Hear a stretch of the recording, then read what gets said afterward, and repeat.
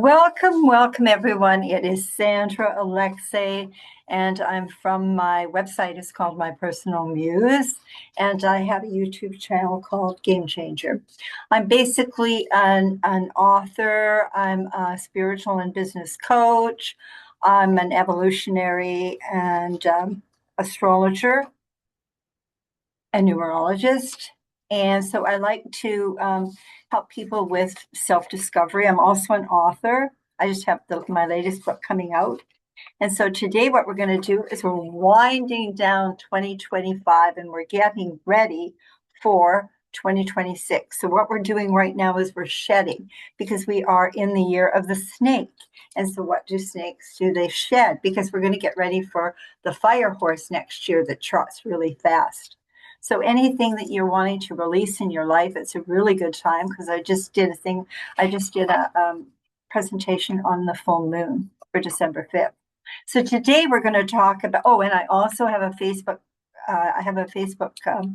channel. And so what you can do is I put it on there so you can print it off if you want to read it. And I'd really appreciate it if you would share, if you would comment, you'd put the notification button on and like. So now we're going to talk about basically the first day of winter. That's our winter solstice of 2025.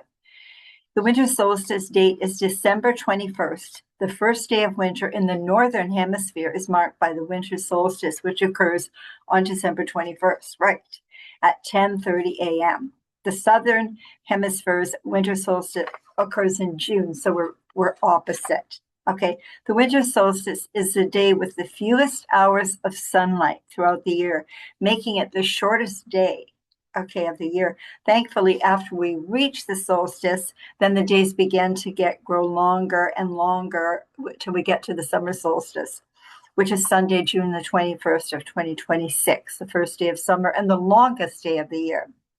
Think of it this way. Although the winter solstice means the start of winter, it also means the return of the sunlight. It only gets brighter from here. The winter solstice marks the official beginning of the astronomical winter as opposed to the meteorological winter, which starts in about 3 weeks before the solstice. It occurs once a year in each hemisphere, once in the northern hemisphere in December and once in the southern in June. It marks the start of each hemisphere's winter season. When one hemisphere is experiencing its winter solstice, as we are, the southern is experiencing its southern solstice. This is all thanks to the Earth's tilted axis, which means that at the solstice, half the Earth is pointed away from the sun and the other half is pointed towards it. The winter solstice is an event that lasts only a moment. It's just a moment in time. Specifically, it's the exact moment when a hemisphere is tilted as far away from the sun as possible. The winter solstice is very significant across various cultures because it signals the changing of the seasons. So some ancient peoples used to do a lot of different celebrations, okay? And so they also have big stone structures that they would have special ceremonies around. So Stonehenge is the most famous example of a stone structure aligned with the equinox and the solstice. What happens to the winter solstice? On the day of the winter solstice, we're tilted far away from the sun, which means the sun's path across the sky is low. Think about the daily path of the sun. It rises in the east and sets in the west, racing across the sky overhead. During the summer, the sun arcs high in the sky, but during the winter, it's low, closer to the horizon. How can we observe the effects of solstice ourselves? On the solstice day, stand outside at noon and look at your shadow. It's the longest shadow that you'll cast all year. Do this again on the day of the summer solstice, and you'll see almost no shadow. That's just a fun thing to do. The sun's changing path. Another way to think of this is that on the day of the solstice, the sun path reaches its most southerly point in the sky. For those of us in the northern hemisphere, this means that the sun's path is low in the sky as it can get, even at high noon. In the summer, it's the opposite. So the sun's path will be high in the sky. Now, the word solstice comes from the Latin word sun, and sistiere, to stand still. So loosely translated, it means the sun stands still. Why?